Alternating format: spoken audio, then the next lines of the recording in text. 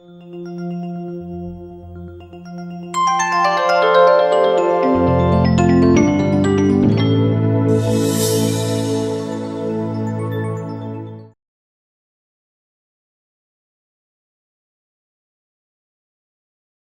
Viewers, good Friday తర్వాత 2 రోజులకి అంటే గుడ్ ఫ్రైడే, సాటర్డే, సండే.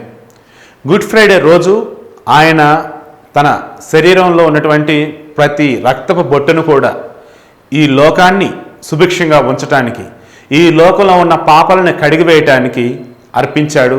తన దేహాన్ని ఈ మనుషుల కోసమే త్యజించాడు. మరి 2 రోజుల తర్వాత మరలా లేచి వచ్చాడు. ఎవరి కోసం? ఇదే ప్రజల కోసం. అప్పటి నుంచే ఈరోజు ఈస్టర్ పండుగగా గొప్ప వేడుకగా అందరూ జరుపుకుంటూ ఉన్నారు. అలాగే ప్రపంచవ్యాప్తంగా కూడా అన్ని చోట్ల ఈ పండుగను జరుపుకుంటూనే ఉన్నారు. శ్రీలంకలో రాజధాని అయినటువంటి కొలంబోలో కూడా ఇదే వేడుకని ఘనంగా జరుపుకుంటూ ఉన్నారు. ఉదయం 8:45 ప్రాంతం 3 చర్చిలు, 3 హోటళ్ళు. ఈ చర్చిల్లో, హోటల్లో స్థానికులు ఉన్నారు, విదేశీయులు ఉన్నారు, అదేవిధంగా మిగతా పనిచేసే వాళ్ళందరూ ఉంటూనే ఉన్నారు. కానీ మానవ బాంబుల రూపంలో సూసైడ్ బాంబర్స్ అటు 3 చర్చిల్లో, ఇటు 3 హోటల్లో కూడా ఒక్కసారిగా దాడులకు పాల్పడ్డారు, పేల్చేశారు. దాని మూల్యం ఏంటి? ఇక్కడ దాదాపు 130కి పైగా మరణించారు.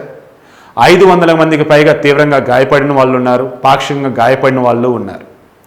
మరి దేవుడు ఎవరి కోసమైతే మరణించి మరలా లేచి వచ్చాడని చెబుతూ ఉన్నారో అదే రోజు ఈ రకంగా ఇంతమంది చనిపోవటం ఏమి సూచిస్తుంది? దేవుడు ఉన్నాడనా, లేడనా? లేదంటే దేవుడు కూడా ఉగ్రవాద చర్యలకు భయపడిపోయి సైలెంట్గా ఉంటున్నాడనా? దేవుడు అనేవాడు ఒకడైనా అంతా కూడా చెప్తూ ఉంటారు. కాకపోతే ఒకళ్ళు ఈశ్వరుడు అంటారు, ఒకళ్ళు విష్ణువు అంటారు, ఒకళ్ళు అల్లా అంటారు, ఒకళ్ళు క్రీస్తు అంటారు, ఒకళ్ళు బౌద్ధులు అంటారు, ఒకళ్ళు జైనులు అంటారు. ఇలా పేర్లు ఏవైనా పెట్టుకుని ఉండొచ్చు కాక తన కళ్ళెదురుగే ఈ రకంగా మనుషులు చనిపోతూ ఉంటే, చంపుకుంటూ ఉంటే ఎందుకు దేవుడు కాపాడలేకపోతున్నాడు అని ఈరోజు ఎవరైతే అక్కడ ప్రాణాలు కోల్పోయారో, వారి బంధువులు ఉన్నారో, వారి కుటుంబ సభ్యులు ఉన్నారో వాళ్ళంతా దేవుణ్ణి ప్రశ్నిస్తూ ఉంది. ఇదే, ఏమయ్యా ప్రభువా, నువ్వు బ్రతికి వచ్చావని చెప్పుకుంటున్నటువంటి ఈ పర్వదినం నాడే నీ కళ్ళెదుటే ఈ రకంగా చనిపోతూ ఉన్నారే. గుడ్ ఫ్రైడే రోజు నీ రక్తం పుట్టను కూడా ఈ లోకాన్ని నువ్వు అర్పించావే. మరలా ఈరోజు మా బంధువులు, మా కుటుంబ సభ్యుల యొక్క రక్తం అంతా కూడా నీ దేహమంతా చిందిందే, ఎందుకయ్యా అంత సైలెంట్గా ఉంటున్నావు అని ఏ సమాధానం చెప్తాడండి ఆ దేవుడు? సరే, ఎవరైతే ఈరోజు సూసైడ్ బాంబర్ల రూపంలో వచ్చారే వారు ఇంకో మతానికి సంబంధించినటువంటి వాళ్ళు. అదేమంటే వారు మతస్థులను ఇబ్బందులు పెడుతున్నారని, వారి దేశాన్ని చిన్నచూపు చూస్తున్నారని, వారు మత వ్యాప్తి జరగకుండా అడ్డుకుంటున్నారని వాళ్ళు చెప్తూ ఉంటారు.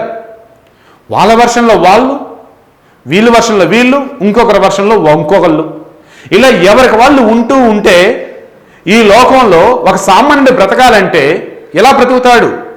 సో ఇప్పటికైనా సరే ఉగ్రవాదానికి మతం లేదు, ప్రాంతం లేదు, కులం లేదు, ఏమీ లేదు.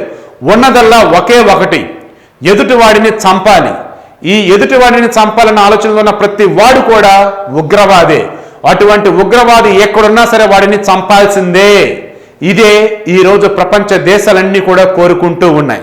పాకిస్తాన్ కావచ్చు, ఇండియా కావచ్చు, ఆఫ్ఘనిస్తాన్ కావచ్చు, ఇరాక్ కావచ్చు, సిరియా కావచ్చు, అమెరికా కావచ్చు, రష్యా కావచ్చు, బ్రిటన్, ఫ్రాన్స్, జర్మనీ, ఏదైనా కావచ్చు గాక అక్కడ ఉగ్రవాదులు ఉన్నారంటే వారిని ఏరి పారేయాల్సిందే.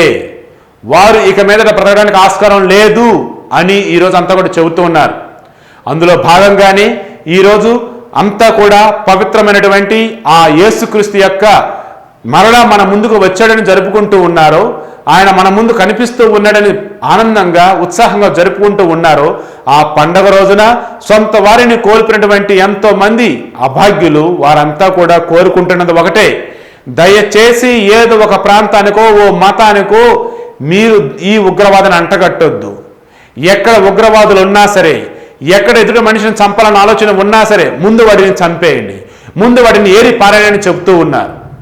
కాబట్టి ఇక నుంచి అయినా సరే మతం ముసుగులో ఇష్టం వచ్చిన రీతిలో వ్యవహరించకుండా సాటి మనిషి మీద ప్రేమ చూపించండి. ఆ మనిషి ఎవరైనా కావచ్చు కాక. నిజంగా ఈ ప్రపంచంలో ఏదైనా మతం అనేది ఉంది అంటే అది మానవత్వం. నిజంగా మానవత్వం అనే మతంతో గనక ప్రతి ఒక్కరు గనక బ్రతకగలిగినట్లయితే తోటివాడు బాగుంటాడు, ప్రతి మనిషి బాగు కోరుకునే ప్రతి వాడిలో కూడా దేవుడు ఉంటాడు. ఆ దేవుడు నీలో, నాలో, మనలో, అందరిలో ఉండేలాగా మనం చూసుకోవాలంటే ఇక నుంచైనా సరే మతం ముసుగు తీసి పక్కన పెట్టి మానవత్వం అనేటువంటి ఒక పరిపూర్ణమైనటువంటి విధానాన్ని ఫాలో అవుతూ మనం కూడా అడుగులో ముందుకు వేద్దాం. ఉగ్రవాదాన్ని మాత్రం సమూలంగా నాశనం చేయడానికి మన వంతు సహకారం అందిద్దాం.